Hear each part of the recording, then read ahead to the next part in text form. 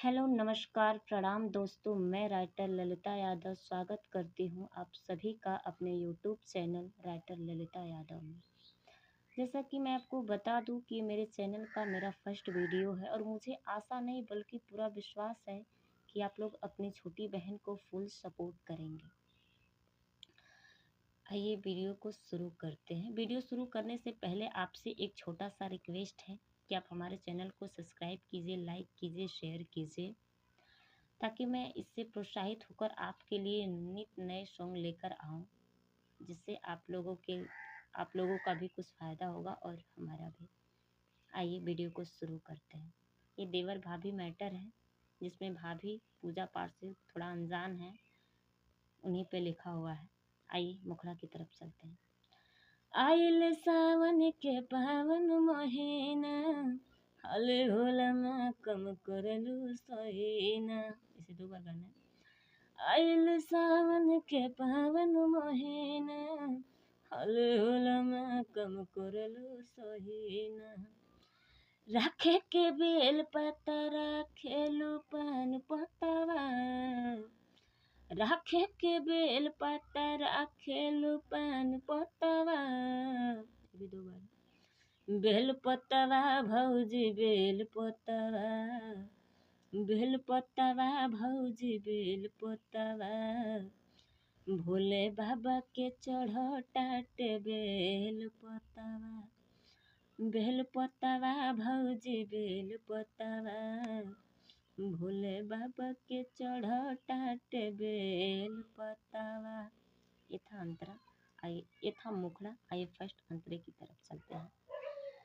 लगता कि नई हर में कोले पूजा पाठ नइखे, कौनो देवी देवतन से इनके साठ गाठ नइखे। इसे भी दो बार है। लगता कि नई हर में कोले पूजा पाठ नइखे, कौनो देवी देवतन से इनके साठ गाठ नइखे। लेला गंगा जी के जलवा धतुरा फलवा, लेला गंगा जी के जलवा धतुरा फलवा। जोड़ला भिले भोले बाबा से नहतावा, बेल पतावा भौजी बेल पतावा, बेल पतावा भौजी बेल पतावा।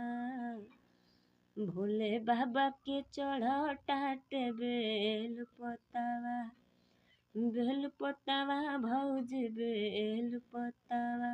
आइए दूसरे अंतरा की तरफ चलते हैं। दोनियों के दानी बड़े भोले महादानी हो, बोल चुक माफ को देया गर्दानी हो, देया गर्दानी हो। इसे भी दो बार।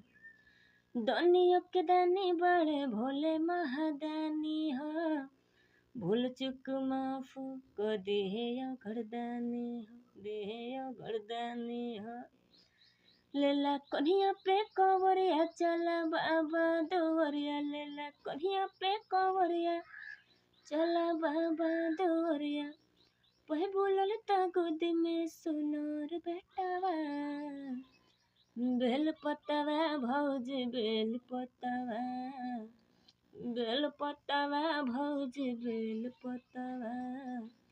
भोले बाबा के चढ़ टाटे बेल पतावा, बेल पतावा भौजी बेल पतावा।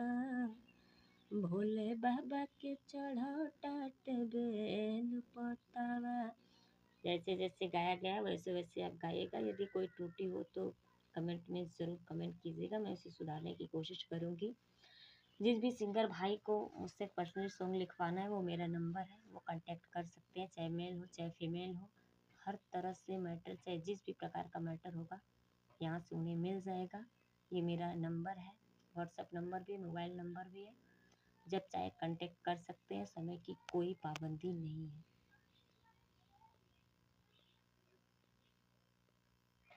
अब मिलेंगे नेक्स्ट दिन।